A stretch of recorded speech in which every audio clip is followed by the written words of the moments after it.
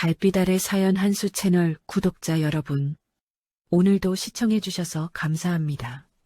행복하고 즐거운 시간 되시길 바라며 오늘의 사연 시작하겠습니다. 늦은 밤 비가 가늘게 흩날리는 부대 앞 도로에서 하윤서는 숨을 헐떡이며 버스에서 내렸습니다. 군용 가방이 어깨를 짓누르고 시계는 이미 복귀 마감 시간을 코앞에 두고 있었죠. 11시 50분. 정문까지는 최소한 10분은 걸리는 거리였어요. 휴가를 마치고 돌아오는 길, 마음 한편에는 아직 집에 온기가 남아 있었지만 지금은 오직 한 가지만 생각해야 했습니다. 제 시간에 정문을 통과하는 것. 그게 전부였죠. 윤서는 전투화 끈을 다시 한번 단단히 조이고는 정문을 향해 뛰기 시작했어요. 빗방울이 군복에 스며들어 점점 무거워지는 게 느껴졌습니다. 가방 안에는 집에서 싸준 반찬통들이 덜컹거리며 소리를 냈고 어깨끈이 파고드는 통증이 느껴졌지만 멈출 수는 없었어요. 영창은 절대 가고 싶지 않았거든요. 한 발, 두 발 숨이 목까지 차오르는데도 속도를 늦추지 않았습니다. 발밑의 아스팔트는 빗물에 젖어 미끄러웠어요. 가로등 불빛이 무릉덩이에 반사되어 일렁이고 차들이 지나갈 때마다 타이어 소리가 쩍쩍 울렸죠. 윤서의 숨소리는 점점 거칠어졌고 심장은 귓가에서 쿵쿵거리며 뛰었습니다. 정문이 보이기 시작했어요. 조금만 더 빨리. 그런데 가로등 불빛 아래 도로 한복판에 작은 그림자 하나가 보였습니다. 처음에는 착각인 줄 알았어요. 쓰레기 봉투나 버려진 물건 같은 거라고 생각했죠. 하지만 가까이 다가갈수록 그게 사람이라는 걸 알게 됐습니다. 초등학교 저학년쯤 돼 보이는 아이였어요. 슬리퍼는 한 짝이 벗겨져 맨발이 차가운 아스팔트에 닿아 있었고 얇은 점퍼는 비에 젖어 축 늘어져 아이의 작은 몸에 들러붙어 있었습니다. 아이는 차가 오는 방향도 모른 채 멍하니 서 있다가 헤드라이트 불빛이 스치면 몸을 움찔하며 한 발짝 뒤로 물러날 뿐이었어요. 그러고는 다시 제자리로 돌아와 서 있었죠. 마치 어디로 가야 할지, 무엇을 해야 할지 완전히 잊어버린 것처럼 보였습니다. 아이의 입술은 추위에 파래져 있었고 눈동자는 초점을 잃은 채 허공을 바라보고 있었어요. 윤서의 발걸음이 멈췄습니다. 머릿속에서는 지금 정문 안 들어가면 영창 감수해야 한다는 생각이 번개처럼 스쳤어요. 규정 위반이었죠. 복귀 시간을 어기면 최소 3일은 영창에 들어가야 했습니다. 그건 군인으로서 씻을 수 없는 기록이기도 했고요.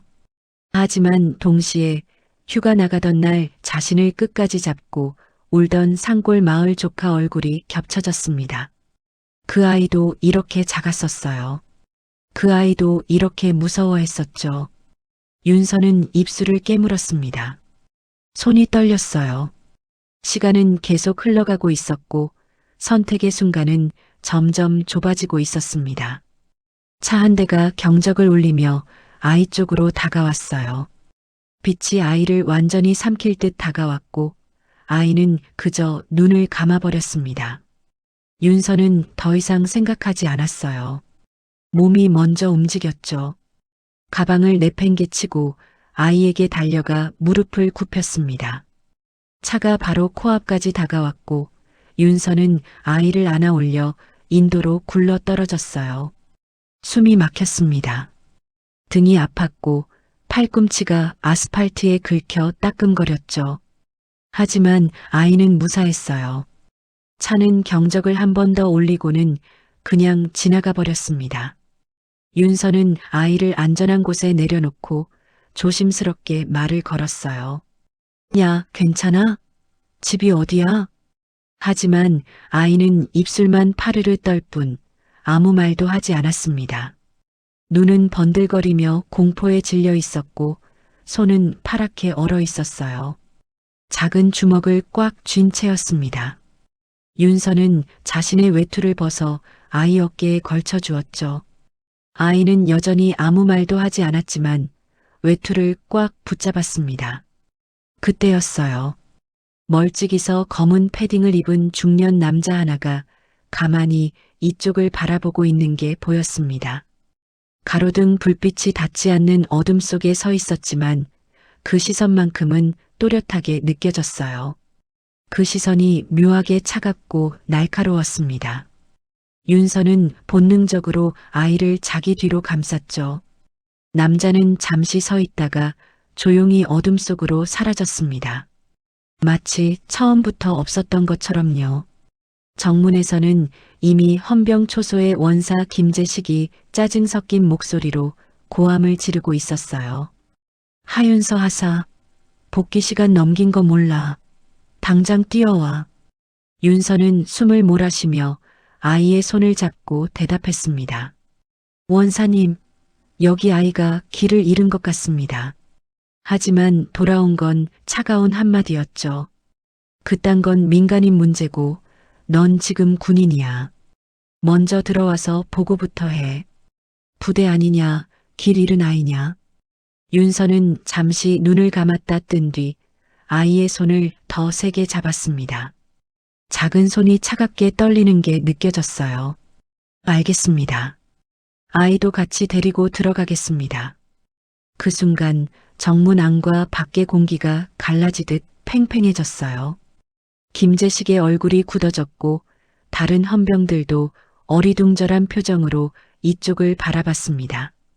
윤서는 아이 손을 잡고 정문을 통과했죠.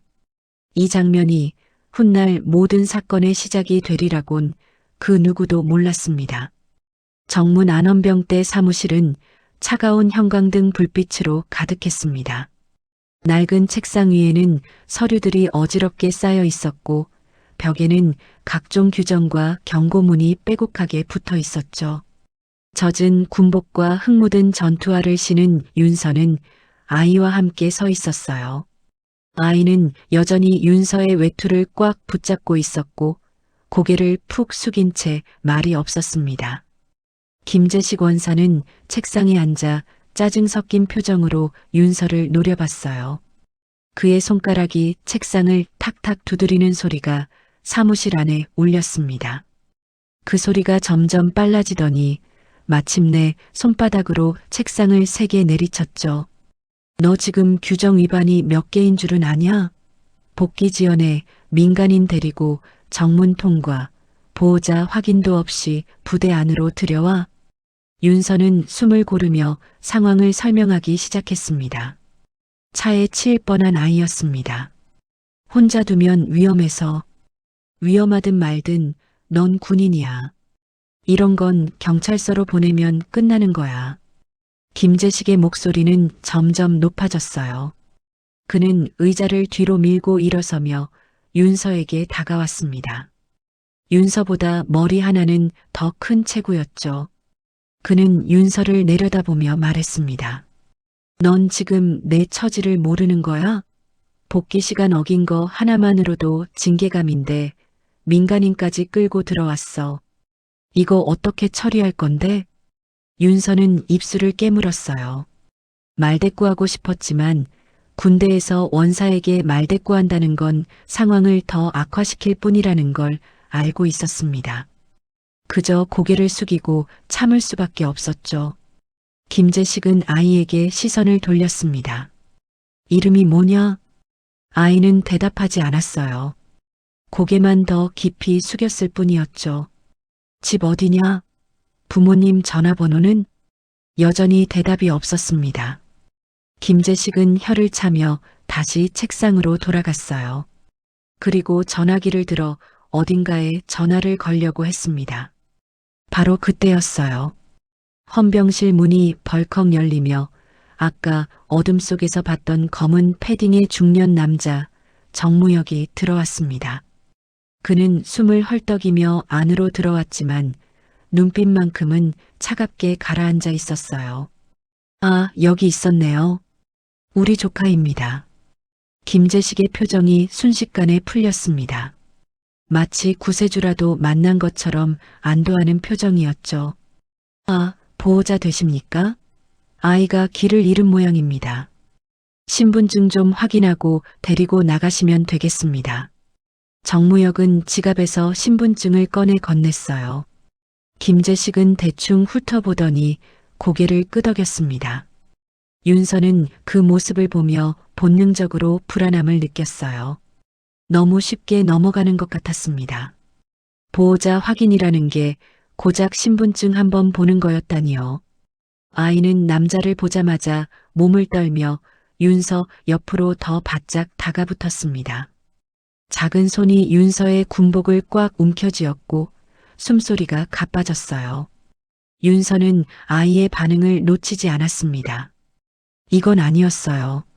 보호자를 만나서 안도하는 게 아니라 더 두려워하고 있었죠. 정무역의 눈이 아이의 목에 걸린 작은 파란색 카드를 스쳤습니다. 카드는 목걸이처럼 가는 줄에 매달려 있었는데 자세히 보니 일반인이 볼 일 없는 특수한 문양이 아주 작게 새겨져 있었어요. 정무역의 눈동자가 순간적으로 번쩍였습니다. 도연아, 삼촌이야. 그 목걸이 삼촌이 잠깐 볼게. 정무역이 아이의 목에 손을 뻗는 순간 아이는 몸을 비틀며 카드줄을 꽉 움켜쥐었어요. 작은 손에 힘이 잔뜩 들어가 손마디가 하얗게 질릴 정도였습니다. 정무역의 손이 거칠게 아이의 목을 밀치며 줄을 뜯어내려 했어요. 아이의 목이 뒤로 젖혀지며 숨소리가 가빠졌습니다. 마치 악마가 목을 조르는 듯한 광경이었죠. 윤서의 눈빛이 순식간에 싸늘해졌습니다. 머릿속에서 경고음이 울렸어요. 이건 명백히 폭력이었습니다. 손 떼십시오. 윤서는 정무역의 손목을 붙잡아 아이에게서 떼어냈어요. 정무역은 깜짝 놀라 뒤로 비틀거렸습니다. 뭐 하는 겁니까? 군인이. 정무역은 윤서를 밀치려 했고 윤서는 본능적으로 그의 팔을 잡아 제지했습니다. 순간 몸싸움이 벌어졌어요. 정무역이 힘껏 윤서를 밀었고 윤서는 중심을 잡으려다 정무역의 가슴을 밀어냈습니다. 정무역은 뒤로 자빠지듯 넘어지며 의자와 탁자에 부딪혀 머리를 살짝 부딪혔어요. 천장의 형광등이 반짝이는 것과 동시에 헌병실 한쪽 벽면에 달린 감시 카메라가 그 장면을 정확한 타이밍에 잡아냈습니다. 붉은 불빛이 깜빡이며 녹화 중임을 알렸죠. 화면에는 여군 하사가 민간인을 힘으로 밀쳐 쓰러뜨리는 장면만 또렷하게 남았어요. 아이의 목을 조르던 상황은 각도 때문에 거의 보이지 않았습니다. 정무역은 머리를 짚으며 비틀거리다가 헌병들에게 날선 목소리로 외쳤습니다. 이게 지금 군대입니까? 민간인 폭행이야. 내가 그냥 넘어갈 것 같습니까? 당장 상관 불러오세요. 김재식은 기다렸다는 듯 고개를 끄덕였어요. 마치 이런 상황을 원했다는 듯한 표정이었습니다. 하윤서 하사, 넌 오늘 아주 크게 사고 쳤다. 당장 대기실로 가서 대기해. 조사 들어갈 거야. 윤서는 아이를 바라봤어요. 아이는 여전히 떨고 있었고 눈에는 눈물이 그득했습니다. 윤서는 아이에게 조용히 말했죠. 괜찮아. 내가 있어. 하지만 김재식이 윤서와 아이를 떼어놓으려 했어요. 아이는 윤서의 군복을 놓지 않으려 했지만 결국 헌병 한 명이 아이를 데리고 다른 방으로 갔습니다. 윤서는 그 모습을 보며 주먹을 꽉 쥐었어요. 이 순간부터 진실은 왜곡되기 시작했습니다. 윤서는 길 잃은 아이를 도운 군인이 아니라 민간인에게 폭력을 행사한 문제 하사로 기록되기 시작했죠. 임시조사실은 헌병대 건물 지하에 있었습니다. 계단을 내려갈수록 공기가 차갑고 무거워지는 게 느껴졌어요. 서류 더미와 낡은 의자, 희미한 형광등만 켜진 공간에 윤서는 홀로 앉아 있었습니다. 군복은 여전히 젖어 몸에 들러붙어 있었고 손은 차갑게 얼어 있었어요. 시계를 보니 새벽 1시를 넘기고 있었습니다. 조사관이 문을 열고 들어왔어요. 40대쯤 돼 보이는 중령이었는데 표정은 무표정 그 자체였습니다. 그는 책상 맞은편에 앉아 서류 몇 장을 펼쳐 놓았죠. 윤서의 인적사항이 적힌 서류들이었습니다. 하윤서 하사. 예. 오늘 있었던 일을 처음부터 끝까지 말해봐. 윤서는 심호흡을 한 번 하고 천천히 설명하기 시작했습니다.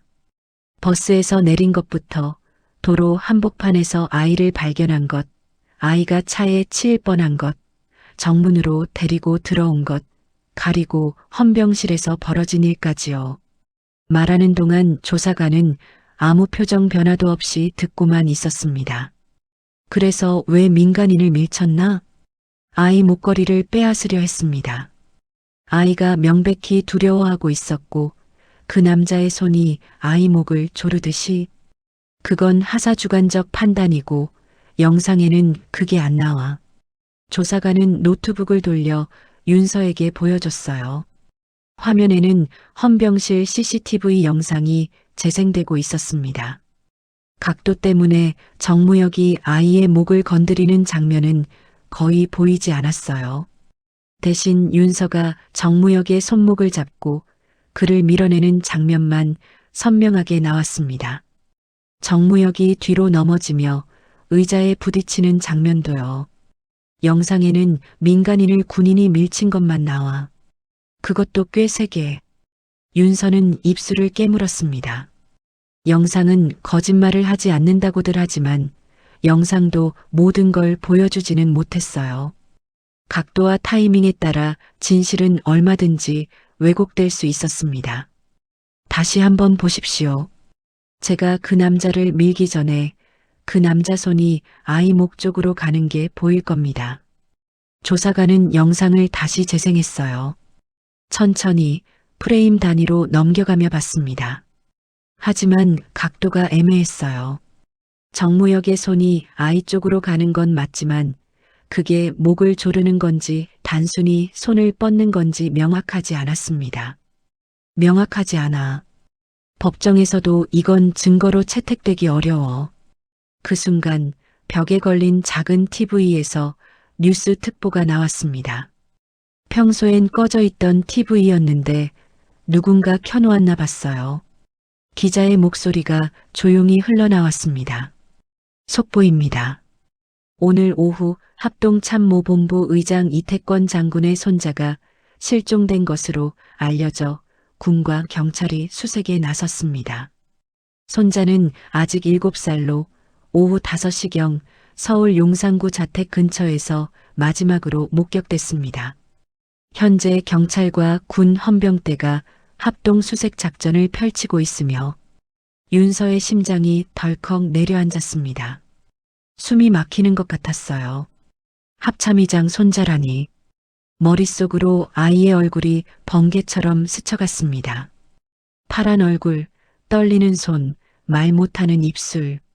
그리고 아이가 거의 들리지 않는 목소리로 자신을 부르던 기억이 떠올랐어요. 태권 할아버지. 그때는 이름인 줄도 모르고 넘어갔던 그 말이었습니다. 윤서의 몸이 전율처럼 굳어버렸어요. 손끝이 차갑게 식었고 등줄기로 땀이 흘러내렸습니다. 방금 뉴스? 그 아이 혹시? 조사관은 윤서를 바라보며 비웃듯 말했습니다. 하사, 지금 이 상황이 장난 같아 보여? 실종된 손자가 왜 여기 있겠냐? 서울 용산에서 실종됐는데 여기까지 어떻게 와? 말이 되는 소리를 해야지. 하지만 윤서의 머리는 빠르게 돌아가고 있었습니다. 길 한복판에 혼자 서 있던 아이, 말을 못하던 아이, 목에 걸린 특이한 파란 카드, 낯선 남자가 아이를 데려가려던 모습. 직감이 소리쳤어요. 저 아이가 맞을 수 있다. 그리고 저 남자, 그냥 보호자가 아니다. 윤서는 책상을 꽉 움켜쥔 손을 떼지 못했습니다. 손톱이 책상에 닿아 하얗게 변할 정도로 힘을 줬어요. 저 아이, 다시 확인해 봐야 합니다. 그 남자 신원도 제대로 확인 안 했잖습니까? 신분증 한번 보는 게 전부였어요. 조사관은 한숨을 쉬며 책상을 탁 쳤습니다. 넌 지금 내 처지부터 생각해. 민간인 폭행 혐의로 조사받는 상황에서 무슨 소리를 하는 거야. 합참의장 손자 실종 사건이 어디까지 번질지 아냐? 괜히 입 잘못 놀리다간 더 크게 다친다. 윤서는 입술을 깨물었어요. 말을 해야 하는데 말을 하면 상황이 더 꼬일 것 같았습니다. 하지만 말을 하지 않으면 아이가 위험할 수도 있었죠. 그래도 확인은 해봐야 하지 않습니까? 만약, 정말 만약에 그 아이가 맞다면요? 만약이라는 말로 군대가 돌아가냐? 증거를 대든가. 확실한 증거. 윤서는 할 말을 잃었습니다. 증거라니요. 아이는 말을 하지 못했고 영상은 애매했고 자신의 직감만으로는 아무것도 증명할 수 없었어요. 조사관은 자리에서 일어나며 말했습니다. 오늘은 여기까지. 내일 아침에 다시 조사 들어갈 거야. 그때까지 대기실에서 대기해. 밖으로 나가지 마.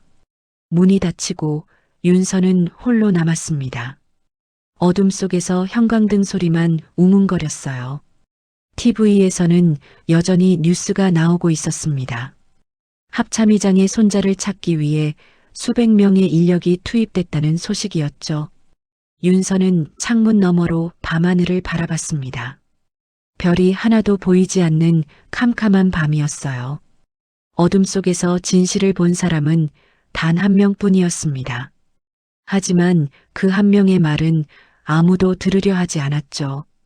한편 서울 용산구에 위치한 합동참모본부 의장실은 긴장감으로 가득했습니다. 태극기가 걸린 벽 앞 사성장군 이태권은 전화를 움켜쥔 채 서 있었어요.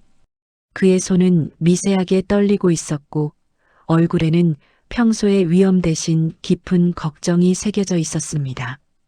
전화선까지 삐걱거릴 것 같은 낮으면서도 떨리는 목소리가 흘러나왔죠. 도연이는 아직 아무 흔적도 없나? 비서실장 이정현 대령이 고개를 숙였습니다. 그의 손에는 두꺼운 보고서 파일이 들려 있었어요. 예, 현재까지는 용산 일대를 중심으로 300여 명의 인력이 투입됐지만 아직 단서를 찾지 못했습니다. 다만 이정현은 잠시 말을 멈췄습니다. 이태권의 눈빛이 날카로워졌어요. 다만 뭔가 말해봐. 군 헌병 쪽에서 조금 특이한 보고가 하나 들어왔습니다. 경기도 북부 지역 모 부대 헌병대에서요. 이정현은 노트북을 열어 화면을 이태권에게 보여줬습니다. 정문 CCTV 화면 캡처였어요. 비에 젖은 군복의 여군 하사, 그 곁에서 손을 잡힌 작은 아이가 보였습니다.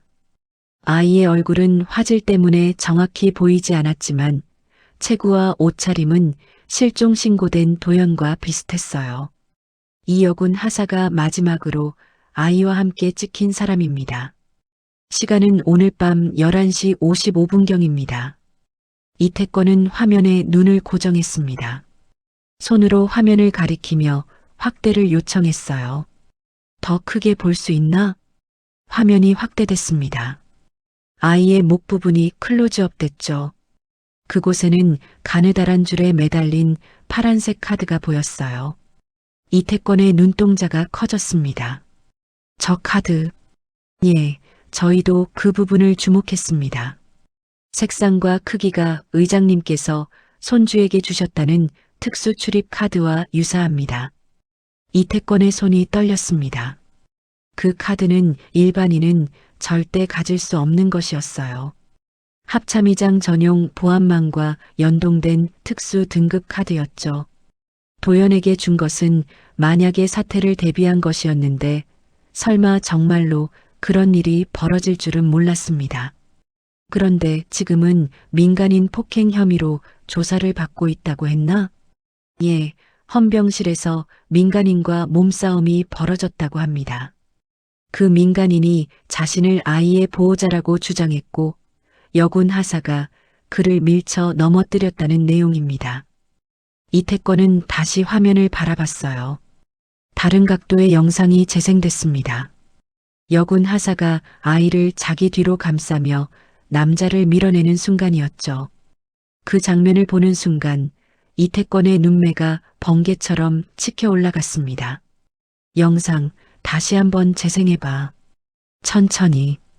이정현은 영상을 느린 속도로 재생했습니다. 정무역의 손이 아이 목 쪽으로 뻗어가는 장면, 아이가 몸을 비트는 장면, 그리고 여군 하사가 그 손을 제지하는 장면이 프레임 단위로 지나갔어요. 이태권은 화면을 멈추게 하고 한 부분을 확대했습니다. 잠깐이지만 분명히 보이는 장면이었어요. 남자의 손이 아이 목에 거칠게 닿아 있는 순간, 아이의 몸이 뒤로 젖혀지는 순간이 포착됐습니다. 저 여군 하사, 그냥 민간인을 민 게 아니다. 아이를 지킨 거야. 이태권의 목소리가 낮게 가라앉았습니다. 하지만 그 속에는 분노와 안도가 뒤섞여 있었어요. 동시에 다른 보고가 들어왔습니다. 참모가 급히 문을 열고 들어와 서류를 내밀었죠. 의장님, 긴급 보고입니다. 부대 인근 특수 군사시설 출입 로그에 이상 징후가 감지됐습니다. 이상 징후? 오늘 밤 자정경 누군가 출입을 시도한 기록이 있습니다. 사용된 카드 번호가. 참모는 잠시 말을 멈췄다가 조심스럽게 말했어요. 의장님 전용 보안망과 연동된 특수 등급 카드와 동일합니다. 이태권의 얼굴이 창백해졌습니다. 손주에게 준 카드가 그곳에서 사용됐다는 뜻이었어요.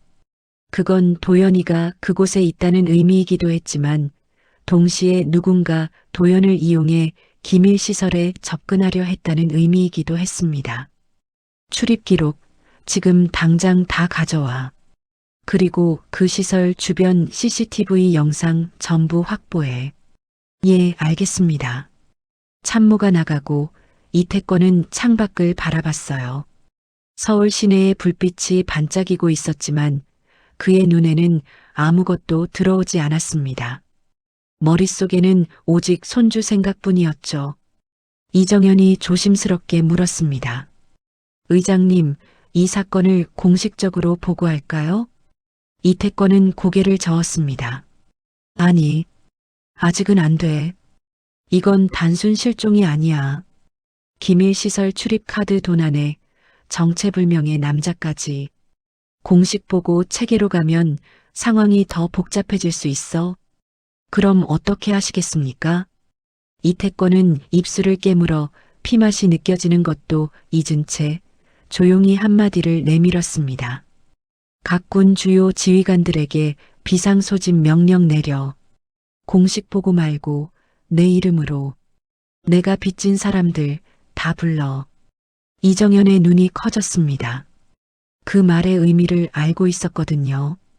이태권이 군 생활을 하며 생명을 구해준, 그리고 그에게 평생의 빚을 진 현역 장군들을 모두 부른다는 뜻이었습니다. 그 사람들이 전부 움직이면 별 13개가 움직이는 거지. 이태권의 목소리는 확고했습니다. 손주를 구하기 위해서라면 자신이 가진 모든 것을 동원할 각오였어요. 그 순간부터 잠잠하던 별 13개가 하나씩 아주 조용히 움직이기 시작했습니다. 각 군단과 특수부대, 해병대, 항공작전 사령부에 암호화된 메시지가 전달됐어요. 내용은 간단했습니다. 이태권이 부른다. 지금 당장 용산으로. 전국 각지에서 장군들이 움직이기 시작했습니다. 누군가는 회의 중이었고, 누군가는 가족과 저녁을 먹고 있었고, 누군가는 잠자리에 들려던 참이었죠. 하지만 그 메시지를 받는 순간 모두가 움직였습니다. 이태권의 이름은 그만큼 무게가 있었거든요. 상황은 이제 단순 실종을 넘어 국가 기밀일 건 비공식 작전으로 비틀리며 더 최악을 향해 치닫고 있었습니다. 다시 조사실로 돌아왔습니다. 윤서는 피곤과 분노, 억울함 속에서 눈을 감고 있었어요. 시간은 새벽 3시를 넘기고 있었고 몸은 이미 한계에 다다르고 있었습니다. 젖은 군복은 이제 차갑게 식어 오히려 몸을 떨게 만들었고 배는 고팠지만 먹을 생각조차 나진 않았죠. 그때 문이 열리며 이정현 대령이 들어왔습니다. 윤서는 처음 보는 얼굴이었어요. 계급장을 보니 대령이었는데 일반 부대 소속이 아닌 것 같았습니다. 그의 군복에는 합동참모본부 마크가 달려 있었죠. 윤서는 반사적으로 자리에서 일어나 차렷 자세를 취했습니다. 예, 하사 하윤서입니다. 편하게 앉아. 오래 걸릴 것 같으니까. 이정현의 목소리는 차분했지만 그 속에는 무게감이 실려 있었어요. 윤서는 조심스럽게 자리에 앉았습니다. 이정현은 윤서 맞은편에 앉아 파일 하나를 꺼냈어요. 지금부터 하는 말, 밖에 나가선 누구에게도 말하면 안 된다. 이건 명령이야. 윤서의 눈빛이 변했습니다. 뭔가 심상치 않다는 걸 느꼈어요. 예, 알겠습니다. 이정현은 파일을 펼쳤습니다. 그 안에는 윤서가 오늘 밤 찍힌 CCTV 사진들이 들어 있었어요. 아이와 함께 찍힌 사진, 헌병실에서의 사진들이었죠. 오늘 밤 내가 만난 아이에 대해 물어보겠어. 아주 자세하게. 이정현은 차근차근 질문하기 시작했습니다. 아이의 키는 얼마나 됐는지, 옷은 무엇을 입고 있었는지, 신발은 어떤 것을 신고 있었는지, 머리 모양은 어땠는지. 윤서는 기억나는 대로 하나하나 대답했어요. 키는 제 허리 정도였습니다. 120cm 정도 될 것 같아요. 옷은 얇은 점퍼였는데 파란색이었고 왼쪽 소매 부분이 찢어져 있었습니다. 신발은 슬리퍼였는데 한 짝이 벗겨져 있었어요. 그 남자는 어떻게 생겼나? 40대 후반에서 50대 초반으로 보였습니다. 키는 175에서 180 사이, 체구는 보통이었고요. 검은색 패딩을 입고 있었는데 브랜드는 확인 못했습니다. 눈빛이 날카로웠어요. 아이를 보는 눈빛이 보호자의 눈빛이 아니었습니다. 어떤 점에서? 윤서는 잠시 생각했습니다. 어떻게 설명해야 할까요? 보호자라면 걱정스러운 눈빛을 보였을 텐데 그 사람은 뭔가를 확인하는 눈빛이었어요. 아이가 안전한지 걱정하는 게 아니라 아이가 무엇을 가지고 있는지 확인하는 것 같았습니다. 이정현은 고개를 끄덕이며 메모를 했어요. 목걸이, 그 파란 카드에 대해 말해봐. 작은 카드였습니다. 신용카드 크기의 절반 정도? 파란색이었고 자세히는 못 봤지만 뭔가 문양이 새겨져 있었던 것 같아요. 아이가 그걸 정말 필사적으로 지키려고 했습니다. 필사적으로? 예, 그 남자가 카드를 빼앗으려 할 때 아이가 숨이 막힐 정도로 지키려 했어요. 목이 졸려도 놓지 않으려고 했습니다. 그건 단순한 장난감이 아니었어요. 이정현은 잠시 윤서를 바라보다가 조용히 물었습니다. 그걸 보고도 그냥 지나갈 수 있었나? 윤서는 침을 삼켰습니다. 목이 바짝 말라 있었어요. 그랬다면 제가 평생 군복을 입을 자격이 없다고 생각했습니다. 군인은 위험에 처한 사람을 지켜야 한다고 배웠습니다. 그게 민간인이든 아이든 누구든요. 잠시 정적이 흘렀습니다. 이정현은 펜을 내려놓고 윤서를 똑바로 바라봤어요. 하윤서 하사, 내가 오늘 밤 만난 아이가 합동참모본부 의장의 손자일 가능성이 있어. 윤서의 눈이 커졌습니다. 숨이 멎는 것 같았어요. 가능성이 아니라 확실하다는 걸 이미 알고 있었지만 이렇게 직접 듣는 것은 달랐습니다. 그럼 저 남자는 아직 신원을 파악 중이야. 하지만 확실한 건 그는 단순한 보호자가 아니라는 거지. 이정현은 자리에서 일어났습니다. 지금부터 너를 의장실로 데려갈 거야. 직접 의장님께 보고해야 해. 저를요? 내가 유일한 목격자야. 내 증언이 없으면 우리는 아이를 찾을 수 없어. 윤서는 떨리는 손으로 군복을 여몄습니다. 합동참모본부 의장을 만난다니요. 평생 만날 일 없을 줄 알았던 사성 장군을요. 차를 타고 서울로 향하는 동안 윤서는 창밖을 바라봤어요. 동이 트기 시작하고 있었습니다. 하늘이 조금씩 밝아지고 있었죠.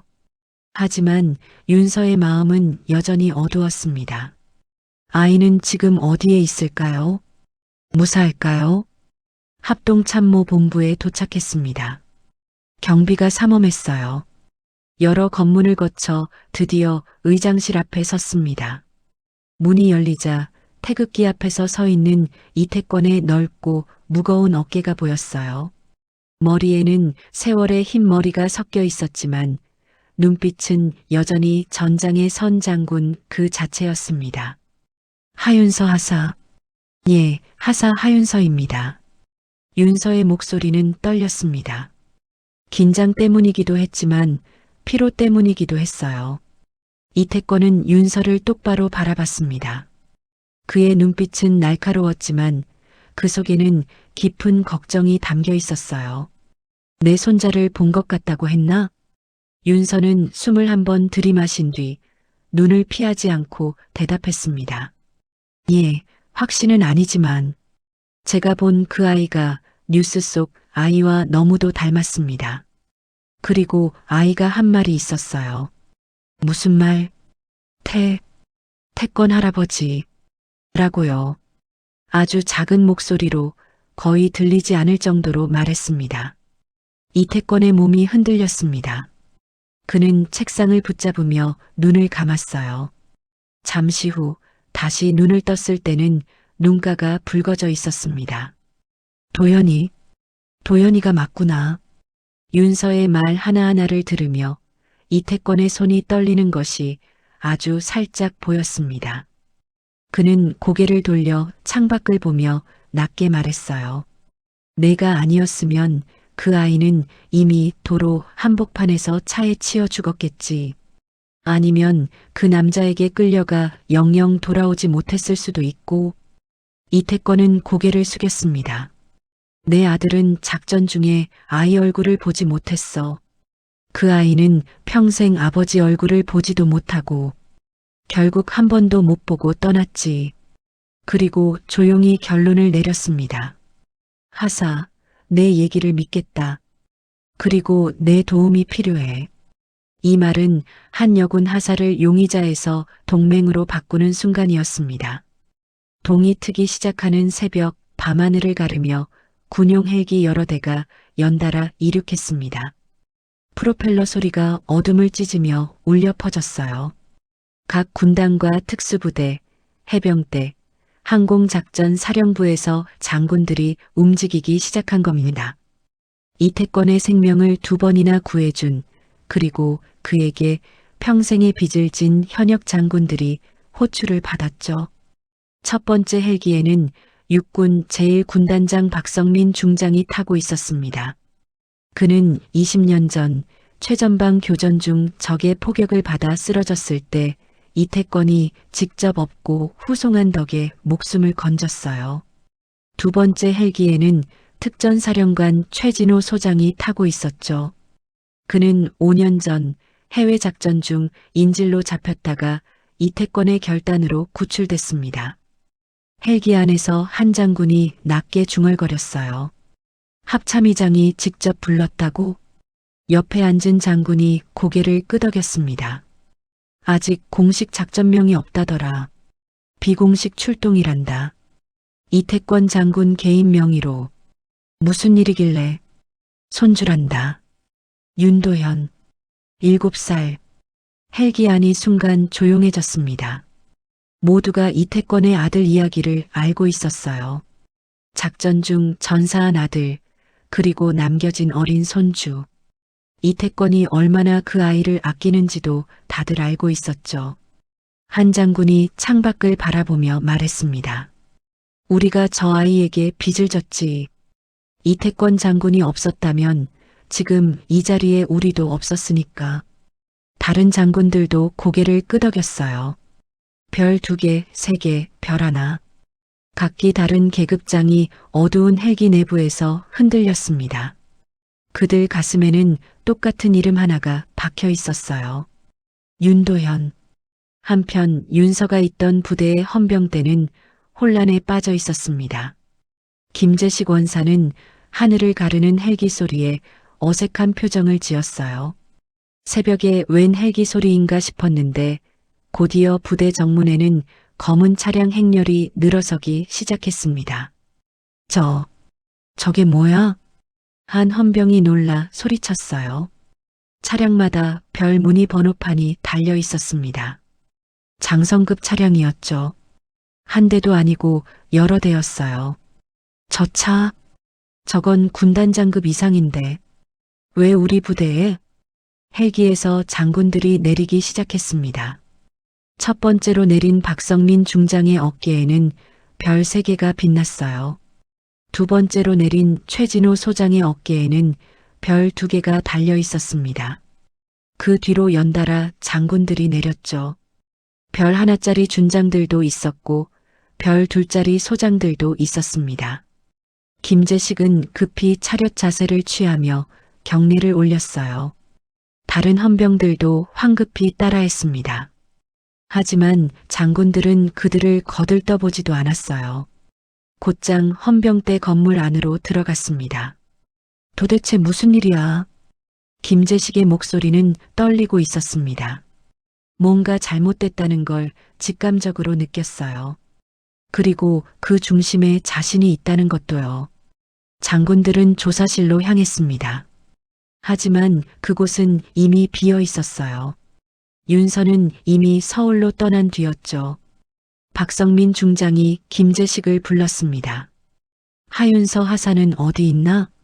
그건 조사를 위해 합동참모본부로. 누가 데려갔나? 이정현 대령님께서. 박성민은 고개를 끄덕였어요. 그리고 김재식을 쏘아봤습니다. 원사, 오늘 밤 여기서 무슨 일이 있었는지 처음부터 끝까지 보고해. 김재식은 식은땀을 흘리며 보고하기 시작했습니다. 윤서가 복귀 시간을 어기고 아이와 함께 들어온 것, 민간인과 몸싸움이 벌어진 것, 민간인 폭행 혐의로 조사에 들어간 것까지요. 그 민간인은 누군가? 정무혁이라고 신분증을 제시했습니다. 자신이 아이의 보호자라고 주장했고 신원 확인은 제대로 했나? 김재식의 얼굴이 창백해졌습니다. 신분증만 대충 보고 넘어갔거든요. 그게 대답 못하는 거 보니 안 했군. 민간인이 부대 안까지 들어와서 아이를 데려가려 했는데 신원 확인도 제대로 안 했다? 김재식은 할 말을 잃었습니다. 옆에 서 있던 최진호 소장이 차갑게 말했어요. 그리고 그 여군 하사를 민간인 폭행 혐의로 조사했다고? 영상은 확인했나? 예, 영상에는 하윤서 하사가 민간인을 밀쳐 넘어뜨리는 장면이. 그 전 장면은? 그 민간인이 아이에게 무엇을 했는지는 확인했나? 김재식은 대답하지 못했어요. 영상을 제대로 확인하지 않았거든요. 단지 여군 하사가 민간인을 밀친 장면만 보고 판단했던 겁니다. 박성민 중장이 한숨을 쉬었습니다. 원사, 자네는 아주 큰 실수를 했어. 민간인 폭행이 아니라 아이를 지킨 군인이었단다. 그 아이가 누군지 아나? 예. 합동참모본부 의장의 손주야. 실종됐던 그 아이. 김재식의 얼굴에서 피가 싹 가셨습니다. 손이 떨렸고 입술이 바짝 말라붙었어요. 머릿속이 하얗게 변했습니다. 그럼 자네는 아이를 구한 하사를 범죄자 취급했어. 그리고 아이를 납치하려던 자를 보호자라며 내보내려 했고 만약 그 하사가 없었다면 아이는 이미. 박성민은 말을 잇지 않았습니다. 하지만 김재식은 그 뜻을 알 수 있었어요. 자신이 얼마나 큰 실수를 저질렀는지를요. 다른 장군 하나가 조용히 말했습니다. 민간인은 어디 갔나? 아이를 데리고 나갔습니다. 뭐? 장군들의 얼굴이 일제히 굳어졌어요. 최진호 소장이 즉시 무전기를 들었습니다. 전 병력 비상, 정무혁이라는 자와 7살 남자아이 수배, 반경 50km 내 모든 검문소 봉쇄, 헌병대는 순식간에 전쟁터가 됐습니다. 장군들이 지휘하는 비공식 작전이 시작된 거예요. 김재식은 그 모습을 보며 자신이 저지른 오만이 어떤 결과를 불러왔는지 똑똑히 깨달았습니다. 계급장이 무거웠어요. 원사라는 계급장이 이렇게 가볍게 느껴진 적이 없었습니다. 자신보다 훨씬 계급이 낮은 여군 하사가 자신보다 훨씬 더 군인다웠다는 걸 이제야 알게 됐죠. 한쪽 구석에서 한 헌병이 조용히 말했습니다. 원사님, 우리가 잘못 봤던 거 아닙니까? 김재식은 대답하지 못했어요. 그저 고개를 떨구고 서 있을 뿐이었습니다. 밖에서는 별 13개가 모두 모였습니다. 그들은 작은 회의를 열었고 곧 작전을 시작하기로 결정했어요. 목표는 하나, 윤도현을 무사히 구출하는 것, 그리고 그 뒤의 배후를 밝히는 것이었습니다. 산속 깊은 곳, 지도에도 제대로 표기되지 않은 기밀 통제 시설 입구였습니다. 주변은 철조망으로 둘러싸여 있었고 경고 표지판이 여러 개 세워져 있었어요.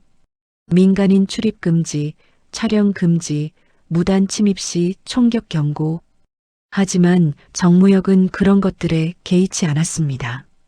그는 훔친 파란 카드를 들고 출입 게이트를 향해 걸어갔어요. 옆에는 여전히 굳어있는 아이 윤도현이 서 있었습니다. 도연의 손목에는 붉은 자국이 나 있었어요. 정무혁이 너무 세게 잡았던 겁니다. 가만히 있어. 움직이면 아파. 정무혁의 목소리는 차갑고 날카로웠습니다. 도연은 입술을 깨물며 눈물을 참았어요. 울고 싶었지만 울면 더 혼날 것 같았습니다. 정무혁은 카드를 게이트에 갖다 댔어요. 삑 하는 소리와 함께 초록불이 켜졌다가 곧바로 꺼졌습니다. 그리고 알 수 없는 경고음이 낮게 울렸죠. 정무혁의 얼굴이 굳어졌습니다. 왜 안 열리는 거야? 다시 카드를 갖다 댔지만 결과는 똑같았어요. 초록불이 잠깐 켜졌다가 꺼지고 경고음만 울릴 뿐이었습니다. 정무혁은 초조해지기 시작했어요. 손에 땀이 났고 심장이 빠르게 뛰었습니다. 그와 동시에 멀리서 전조등 여러 개와 헬기 프로펠러 소리가 겹쳐 들려왔습니다. 정무혁은 고개를 돌려 그쪽을 바라봤어요. 어둠 속에서 불빛들이 점점 가까워지고 있었습니다. 젠장, 윤서가 탄 차량이 급정거하며 멈췄습니다. 타이어가 땅을 긁으며 먼지를 일으켰어요. 차에서 내린 윤서는 한겨울 공기 속으로 숨을 깊게 들이마셨습니다. 차가운 공기가 폐를 채우며 정신이 맑아졌죠. 저기입니다. 저 남자. 박성민 중장이 윤서 옆에 섰습니다. 그는 쌍안경으로 정무혁을 확인한 뒤 조용히 말했어요. 하사, 지금부터는 내 판단에 따른다. 우리가 섣불리 움직이면 아이가 다칠 수도 있어. 윤서는 고개를 끄덕였습니다. 그 말은 곧 이 작전의 선두에 자신이 선다는 뜻이었어요. 별세계 장군이 하사에게 판단을 맡긴다니 평소 같았으면 상상도 할 수 없는 일이었습니다. 정무혁은 게이트 앞에서 카드 인식을 반복하며 초조해했습니다. 아이의 손목을 세게 잡은 채 뒤도 돌아보지 않았어요. 하지만 주변이 점점 밝아지는 걸 느낄 수 있었습니다. 포위당하고 있다는 걸 알았죠. 윤서는 그들을 향해 천천히 다가가기 시작했습니다. 한 걸음, 두 걸음. 전투화가 땅을 밟을 때마다 작은 소리가 났어요. 정무역은 그 소리를 듣고 고개를 돌렸습니다. 오지 마. 한 발짝만 더 오면 이 아이가 어떻게 되든 모른다. 정무역은 도연을 자신 앞으로 끌어당겼습니다. 도연은 작은 비명을 질렀어요. 윤서는 발걸음을 멈췄습니다. 하지만 눈빛은 흔들리지 않았어요. 도연아. 윤서가 조용히 불렀습니다. 그 한마디에 도연이 움찔하며 고개를 돌렸어요. 익숙한 목소리였습니다. 도로 한복판에서 비를 맞으며 손을 잡아주던 그 목소리였죠. 지금 내 앞에 있는 문 말고 내 쪽으로 와도 괜찮아. 도연의 눈에 눈물이 그득했습니다. 가고 싶었어요. 저 따뜻한 목소리 쪽으로 가고 싶었습니다. 하지만 몸이 움직이지 않았어요. 정무역이 너무 세게 잡고 있었거든요. 정무역은 비웃었습니다. 군인은 빠져. 이건 너 같은 하사가 끼어들 문제가 아니야. 이 카드가 뭔지 알기나 해? 이게 얼마나 중요한 건지. 윤서는 더 이상 논쟁하지 않았습니다. 한 걸음 더 다가가며 조용히 말했어요. 중요한 건 카드가 아니라 아이입니다. 당신은 그걸 모르고 있어요. 정무역의 얼굴이 일그러졌습니다. 내가 뭘 안다고. 이 카드 하나면 내 인생이 바뀐다고. 빚에서 벗어날 수 있다고. 윤서는 평생 지키지 못한 사람에 대한 기억을 끌어올렸습니다. 어릴 적 동생이 산비탈에서 길을 잃고 제때 찾지 못해 끝내 싸늘한 시신으로 돌아왔던 날이었어요. 그날의 추위, 그날의 눈물, 그날의 후회가 모두 떠올랐습니다. 제게도 지키지 못한 사람이 있었습니다. 윤서의 목소리가 떨렸어요. 동생이었어요. 저보다 4살 어렸죠. 겨울에 길을 잃었는데 제가 제때 찾지 못했습니다. 그날 밤 너무 추웠고 동생은 돌아오지 못했어요. 도연이 윤서를 바라봤습니다. 윤서의 눈에는 눈물이 맺혀 있었어요. 그날 이후 제가 평생 다짐한 게 있습니다. 길 잃은 사람을 그냥 두지 않겠다고. 위험에 처한 사람을 외면하지 않겠다고. 그게 제가 군복을 입은 이유입니다. 윤서는 도연을 향해 손을 내밀었어요. 도연아, 내가 지켜줄게. 약속해. 정무역이 아이를 자신의 앞으로 잡아 끌며 문을 통과하려는 순간이었습니다. 윤서는 온몸을 던져 그의 팔을 꺾었어요. 정무역이 비명을 질렀고 도연을 놓쳤습니다. 윤서는 재빨리 도연을 뒤로 밀어냈어요. 뛰어. 저쪽으로. 도연은 비틀거리며 뛰기 시작했습니다. 윤서와 정무역은 땅에 나뒹굴며 몸싸움을 벌였어요. 정무역이 윤서의 목을 조르려 했고 윤서는 그의 손목을 꺾어 제압했습니다. 카드가 공중으로 튀어올라 바닥에 떨어져 굴렀어요. 순간 숲 사이로 쏟아지는 조명과 함께 장군들과 특수부대원들이 일제히 포위망을 좁혀왔습니다. 검은 군복을 입은 특전사 대원들이 총을 겨누며 다가왔어요. 멈춰. 더 움직이면 너는 여기서 끝이다. 박성민 중장의 목소리가 울려 퍼졌습니다.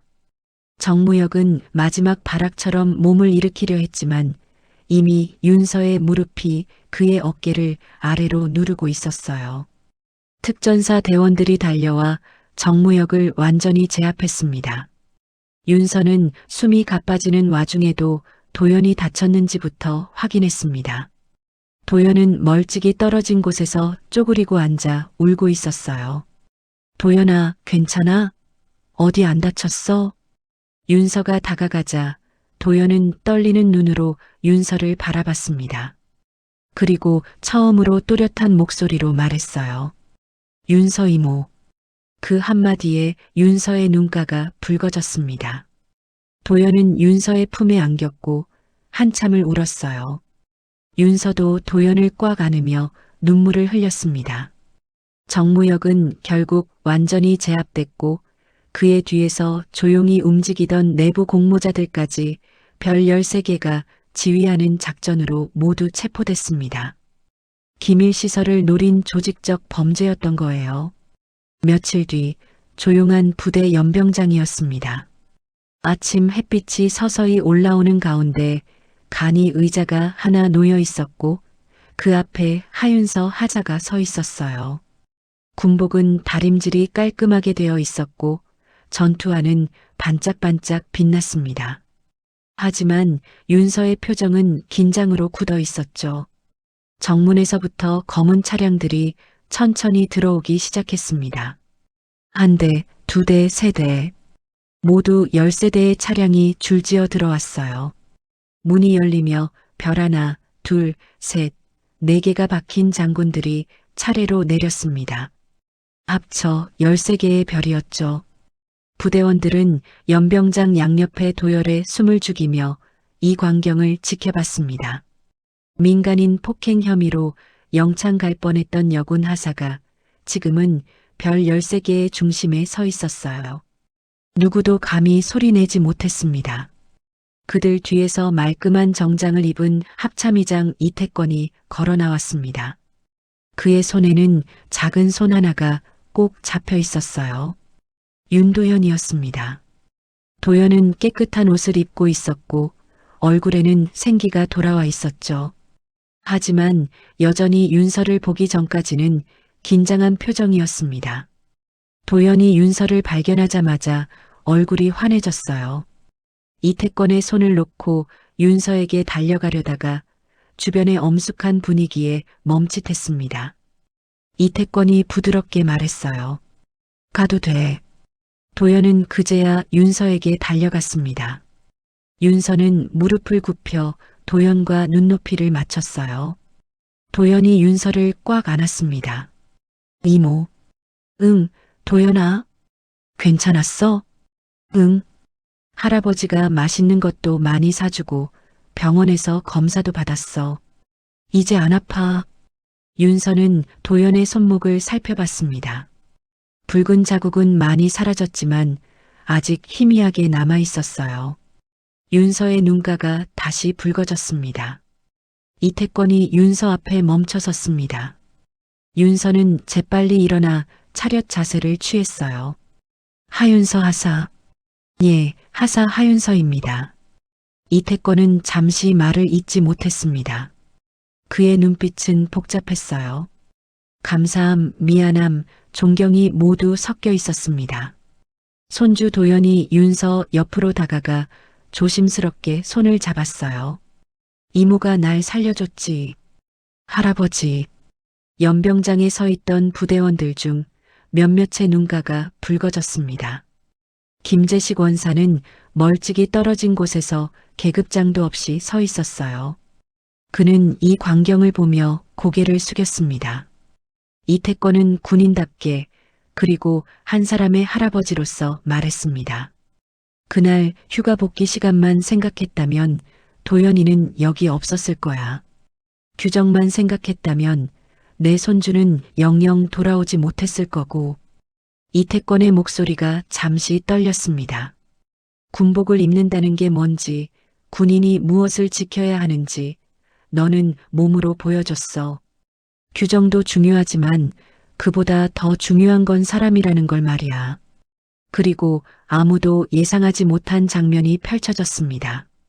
합참의장을 포함한 별 13개의 장군들이 한 여군 하사를 향해 동시에 거수 경례를 올린 겁니다. 13개의 손이 일제히 올라가 이마에 닿았어요. 연병장 전체가 숨을 삼켰습니다. 이건 단순한 포상이 아니었어요. 우리가 너에게 배운다는 의미의 경례였습니다. 장군들이 하사에게 경례를 올린다는 건 군대 역사에서도 거의 찾아볼 수 없는 일이었죠. 윤서는 당황해 손을 내렸다 올리지도 못하다가 천천히 떨리는 손으로 경례를 받아냈습니다. 눈에서는 이미 눈물이 흐르고 있었어요. 이 모든 게 꿈만 같았습니다. 며칠 전까지만 해도 영창에 갈 뻔했는데 지금은 별 13개가 자신에게 경례를 올리고 있었죠. 박성민 중장이 앞으로 나왔습니다. 그의 손에는 작은 상자가 들려 있었어요. 하윤서 하사, 이건 공식 포상은 아니야. 이 작전 자체가 비공식이었으니까. 하지만 우리 13명은 모두 동의했어. 내가 진정한 군인이라는 것을. 상자를 열자 그 안에는 작은 메달이 들어 있었습니다. 특별히 제작된 것으로 보였어요. 메달에는 용기와 헌신이라고 새겨져 있었습니다. 박성민이 직접 메달을 윤서의 군복에 달아줬습니다. 윤서는 눈물을 참으려 했지만 결국 눈물이 볼을 타고 흘러내렸어요. 행사가 끝난 뒤 연병장을 나서는 길이었습니다. 도연이 윤서 옆을 총총거리며 따라왔어요. 이모. 응? 나 이제 길 잃어도 안 무서울 것 같아. 이모가 또 손 잡아줄 거지? 윤서는 잠시 말이 막히다가 작게 웃으며 아이의 손을 꽉 잡았습니다. 그래. 내가 군복을 입고 있는 동안은 내 손은 내가 잡고 있을게. 약속해. 도연이 환하게 웃었습니다. 이태권은 그 모습을 조금 떨어진 곳에서 바라보며 조용히 미소 지었어요. 그의 눈가도 촉촉이 젖어 있었습니다. 부대 정문 너머로 아침 햇살이 부드럽게 번져 나왔습니다. 카메라가 멀어지듯 연병장의 풍경이 점점 작아졌어요. 하지만 그 중심에 서 있는 윤서와 도연의 모습은 또렷했습니다. 한 여군 하사의 작은 선택 하나가 한 아이의 인생을 살렸습니다. 한 나라의 위기를 막았고 그리고 별 13개를 움직였죠. 규정보다 사람이 먼저라는 것, 계급장보다 용기가 더 빛난다는 것을 보여줬습니다. 그날 이후 정문 근처에 새 표지판이 하나 세워졌습니다. 위험에 처한 사람을 먼저 보는 군인, 그날 이곳을 지나갔습니다. 이 문장을 읽는 모든 사람들 마음속에 작은 떨림과 함께 나였다면 어떻게 했을까 하는 질문이 오래도록 남게 됐습니다. 그리고 그 질문은 단순히 군인뿐만 아니라 모든 사람에게 던져지는 것이었죠. 윤서는 이후에도 계속 군복을 입었습니다. 때로는 힘들고 때로는 외로웠지만 그날의 기억이 항상 그녀를 지탱해줬어요. 길 잃은 아이의 손을 잡아준 그날, 별 13개가 경례를 올린 그날의 기억이요. 그리고 도연은 자라서 이렇게 말하곤 했습니다. 내가 여기 있는 건 한 군인이 복귀 시간보다 사람을 먼저 봐줬기 때문이야. 그 이야기는 세월이 흘러도 사람들 사이에서 회자됐고 많은 이들에게 용기를 주는 이야기가 됐습니다. 때로는 규정을 어기는 것이 더 큰 용기일 수 있다는 것, 그리고 진정한 군인은 계급장이 아니라 마음에서 나온다는 것을요.